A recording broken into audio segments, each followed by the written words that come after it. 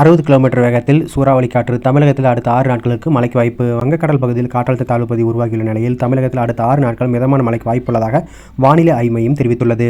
இதுகுறித்து சென்னை வானிலை ஆய்வு மையம் வெளியிட்ட செய்திக்குறிப்பில் மத்திய மேற்கு மற்றும் அதனை ஒட்டி வடமேற்கு வங்கக்கடல் பகுதிகளில் நிலவிய காற்றழுத்த தாழ்வு பகுதி வடமேற்கு திசையில் நகர்ந்து காற்றழுத்த தாழ்வு மண்டலமாக வலுப்பெற்றுள்ளது.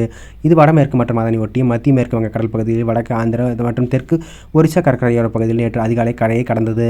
இதற்கிடையே தென்னிந்திய பகுதிகளின் மேல் ஒரு வளிமண்டல மேலடுக்கு சுழற்சி நிலவுகிறது. இதேபோல தெற்கு குஜராத், வடக்கு கேரளா பகுதிகளுக்கு அப்பால் வடகிழக்கு தென்கிழக்கு அரபிக்கடல் பகுதிகளில் ஒரு காற்றழுத்த தாழ்வு பகுதி நிலவி வருகிறது. இதன் காரணமாக இன்று முதல் வரும் 25ஆம் தேதி வரை தமிழகத்தில் 6 நாட்களுக்கு தமிழகத்திலும் ஓரிரு இடங்களிலும் புதுச்சேரி மற்றும் காரைக்கால் பகுதிகளிலும் இடிமுழலுடன் கூடிய லேசானது முதல் மிதமானது மழை வரை பெய்யக்கூடும். ஓரிரு இடங்களில் பலத்த காற்றும் வீசக்கூடும். வரும் 23ஆம் தேதி வரையில் மத்திய வங்கக்கடல், வடக்கு வங்கக்கடல், தென்மேற்கு அரபிக்கடல் பகுதிகளில் மணிக்கு 60 கிலோமீட்டர் வேகத்தில் சூறாவளி காற்று வீசும் என்பதால் அப்பகுதிக்கு மீனவர்கள் யாரும் செல்ல வேண்டாம்.